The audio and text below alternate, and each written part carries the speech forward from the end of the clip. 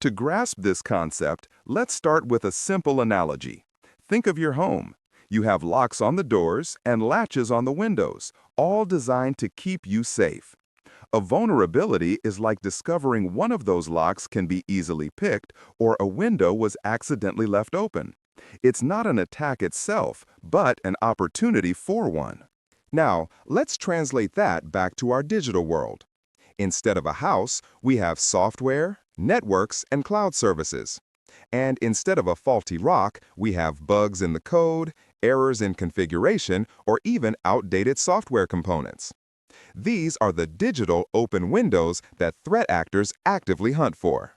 With millions of software products and countless potential flaws, a critical question arises: how do we track them all? Without a standardized system, chaos would ensue.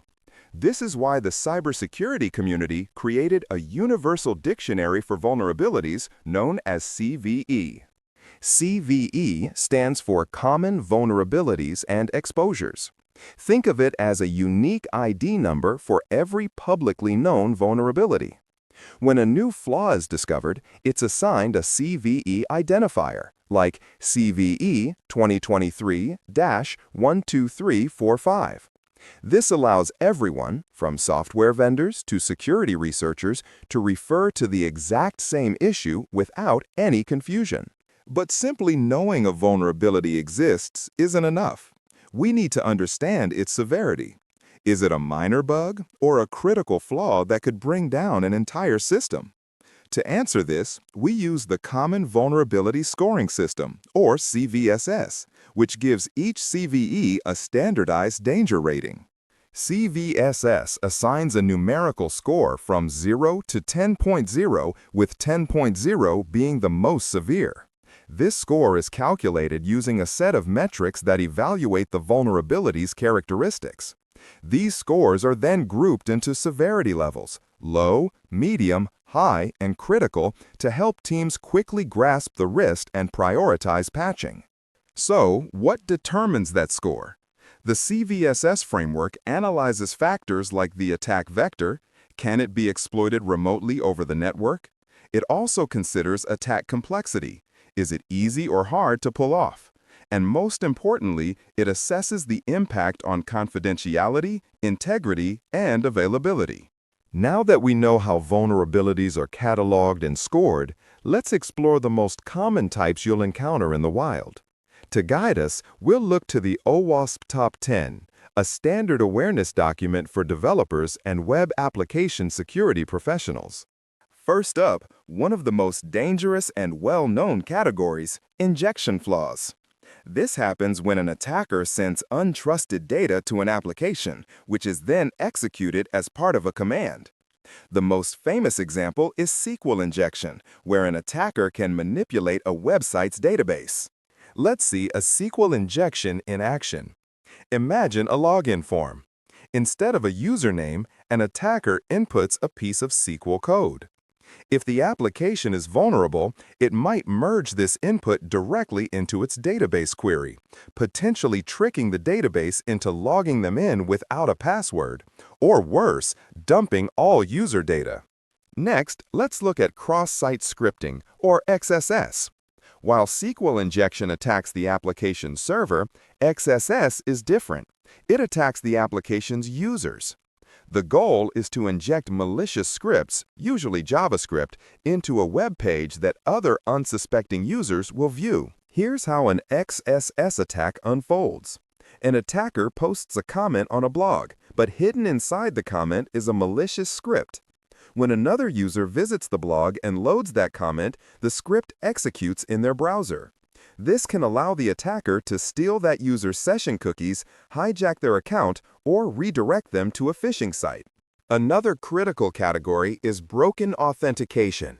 This covers a wide range of weaknesses in how a system manages user identity and sessions. This could be allowing weak, easily guessable passwords, not protecting credentials in transit, or having flawed session management that lets an attacker hijack a legitimate user session. Finally, let's discuss security misconfiguration. This is one of the most common issues and is often the easiest to prevent.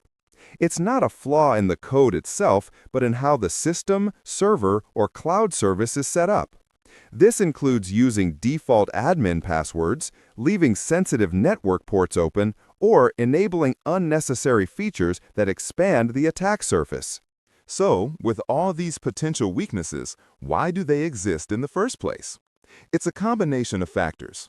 The immense complexity of modern software, market pressure for rapid development, and a simple lack of security awareness during the coding process all contribute to these digital cracks forming. The impact of an exploited vulnerability can be catastrophic. For a business, it can lead to massive data breaches, severe financial loss from regulatory fines and recovery costs, and irreparable damage to customer trust. For individuals like us, it can result in identity theft, financial fraud, and a profound loss of privacy. Given these high stakes, how do we fight back? The answer isn't a single magic bullet, but a multi-layered strategy called defense in depth. Instead of relying on one security control, we build multiple layers of defense so that if one layer fails, another is there to stop the attack. Let's explore some key layers. The most fundamental defensive layer is patch management. When a vulnerability is discovered and assigned a CVE, vendors release a software patch or update to fix it. Applying these patches in a timely manner is one of the most effective ways to close the open windows we talked about earlier and protect against known exploits. A more proactive layer is secure coding. This means training developers to write code with security in mind from the very beginning. Practices like input validation, where the application rigorously checks all data it receives, are essential for preventing entire classes of vulnerabilities like SQL Injection and XSS. But how do we find the flaws we don't know about? For this, organizations use two key testing methods: vulnerability scanning and penetration testing. While both aim to find weaknesses, they operate very differently and serve complementary purposes in a robust security strategy. Vulnerability scanning is an automated process. Tools scan systems against a vast database of known vulnerabilities, quickly identifying issues like missing patches or common misconfigurations.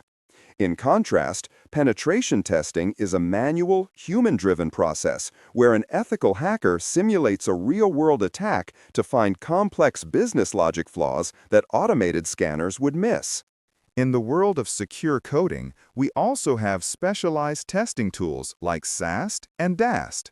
SAST, or static testing, analyzes the application's source code from the inside, like a blueprint review. DAST, or dynamic testing, interacts with the running application from the outside, probing it just like an attacker would without seeing the code. Finally, another critical layer of defense is the Web Application Firewall, or WAF. Positioned in front of a web application, a WAF acts like a specialized security guard. It inspects all incoming traffic and can actively block requests that match known attack patterns like SQL Injection or XSS before they ever reach your application. Understanding these vulnerabilities isn't just for security professionals. As users, being aware helps us make safer choices. As developers, it is our duty to build secure products. And as organizations, it's essential for survival.